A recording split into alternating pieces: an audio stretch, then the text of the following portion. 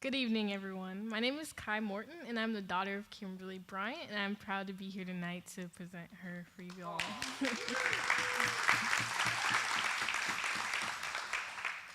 So I've always... Oh, sorry. Is this good? All right. Is this all right? All right. So I've always looked up to my mom as someone who is strong, iron-willed, and independent. We have always been polar opposites with each other, never truly being on the same page. But despite being so different, she has taught me some of the most valuable lessons I have learned. She's taught me to let my passion flow, give my all to my pursuits, and last but not least, she drives me to become her special type of Black woman, someone who isn't afraid to make her mark. Although she has left me with a lot more than these gems of wisdom, she's provided me with a community within Black Girls Code that I will truly never forget.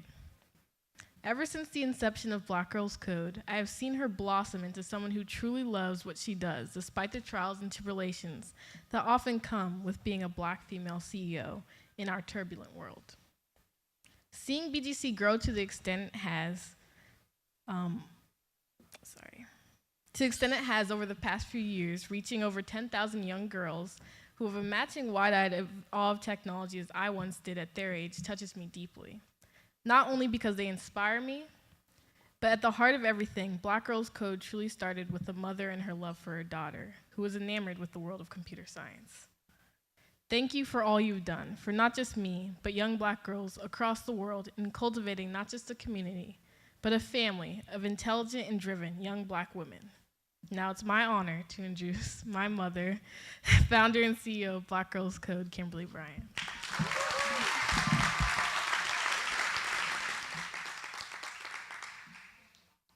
Thank you so much, Kai, for that really beautiful introduction. And thank you so much for not being too wishy-washy so I didn't cry before I had to get up here and give my speech.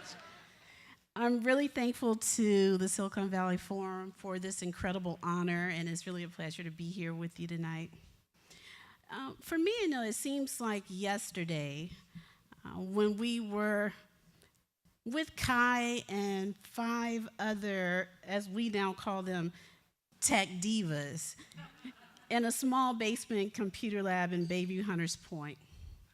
These girls were crowded around this single computer screen with both bright eyes and imagination because they had finally unlocked the wonder of how to make this tiny race car traverse a very simple maze in a game of Scratch, that they had finally assembled the various blocks of script to decode. These 6 girls, these 6 geeky and nerdy Black and brown girls, had discovered the magic of coding. And in that moment, myself and my fellow teaching comrades realized we ourselves had unlocked a very important code. We had seeded this love for technology into the 6 Black and brown young women and giving them their very first taste of what it meant to be a creator of technology and not just a consumer of it.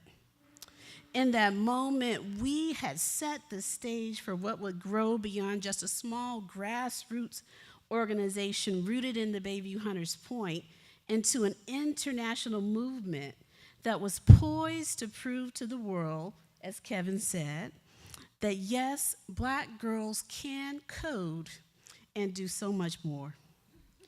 Now, since these early beginnings in Bayview Hunters Point, our organization has grown exponentially.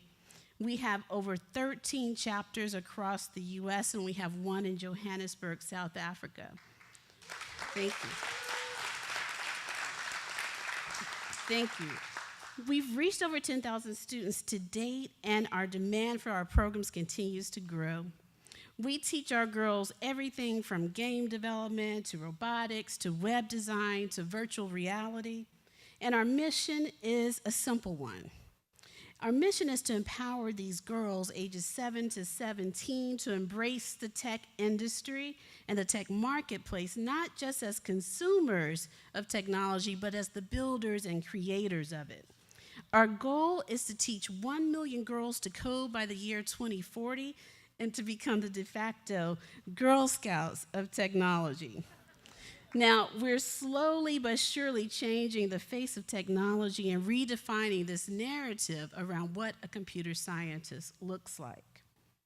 I often say to myself, I stumble into this role as a social entrepreneur. But the truth of the matter is, this path found me.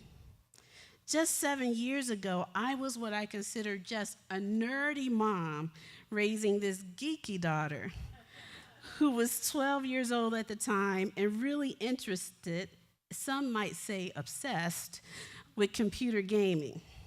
I never expected Kai to choose to become a computer scientist and engineer and follow in my footsteps, but she did. When the path to founding Black Girls Code was revealed, it was because I recognized as a mother that although my daughter Kai had an unparalleled access to technology, she was still very much a consumer of it and not a creator.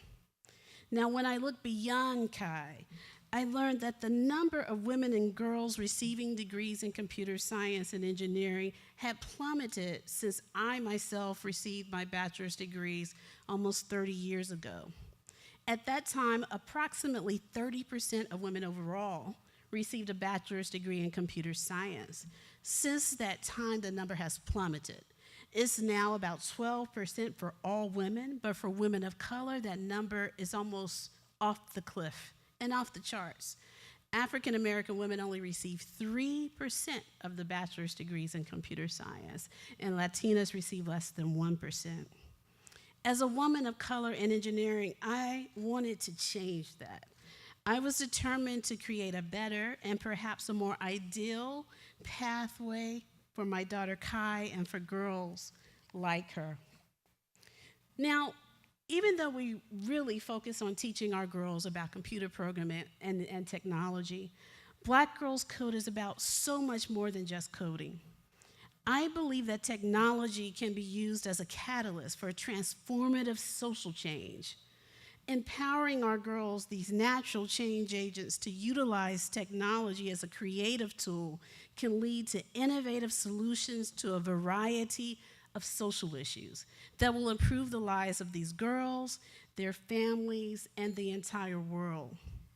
Now, our tech ecosystem shoulders a great deal of the responsibility for making these dreams a reality for the thousands of girls we serve. We as leaders here in this room tonight must take it upon ourselves to ensure that the future tech industry both welcomes and nurtures these emerging talents by creating, first, inclusive work environments free from bias and discrimination. Secondly, creating clear pathways so that women can internally reach their career aspirations, not only in the technical suite, but also in the C-suite.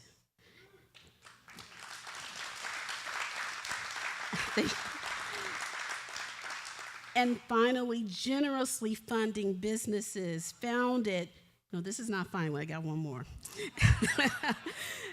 Thirdly, generously funding businesses founded and led by women of color. And finally, lastly, certainly, supporting organizations like BGC so that we may continue to build and nurture a robust pipeline of future scientists, engineers, and tech CEOs. But as Vivek said, there is still so much work to be done. But tonight for me is really about the celebration. I want to celebrate the lives and journeys of women of color trailblazers, both past and present, who have paved the way for our tech divas. Many of these women have been both mentors and role models for our girls and proven that what some may have believed is impossible is indeed possible. Tonight, I am blessed and truly honored to have with me here tonight one of my very first role models, Dr. Sylvia Wilson Thomas.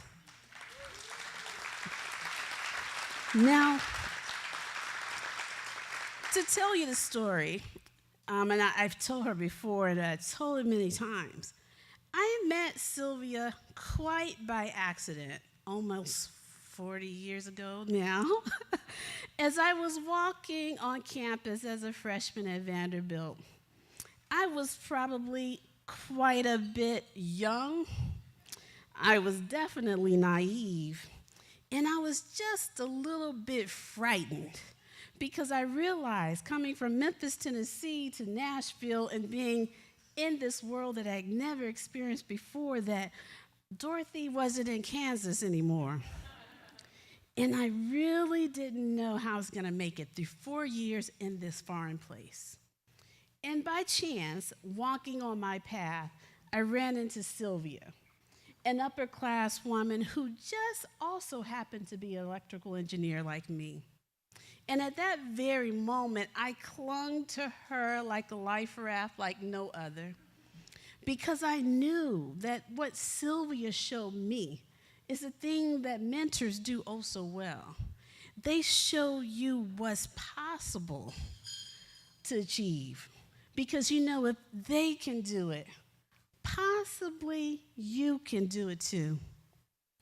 So tonight, while I pay homage to my mentor, Dr. Wilson, it's also an honor to bring with us this table of young women back here that I can barely see. But this is the next generation. Sharmi, Kimora, Leah, Raquel, and Kai. It's not lost on me as I looked through the website for the Silicon Valley Forum that I didn't really see too many people that look like me. And I said, damn, am I the first one? Girls don't say that, but I'm saying it. And oh, what a shame. But I'm also very encouraged because I hope, in the words of another one of my mentors, she's told me something very, very interesting a couple days ago. She said the sign of a good teacher is how successful the student becomes. So this work that I've done with Black Girls Code and the work that my team sitting here does, it's really not about us. It's about being good teachers and really ensuring the success of this generation of students. Because hopefully, in the next 10, maybe 15 years, I'll be sitting in the audience, and one of these girls will be up here as the next visionary from Silicon Valley Forum. And I can't wait to see what they create. Thank you.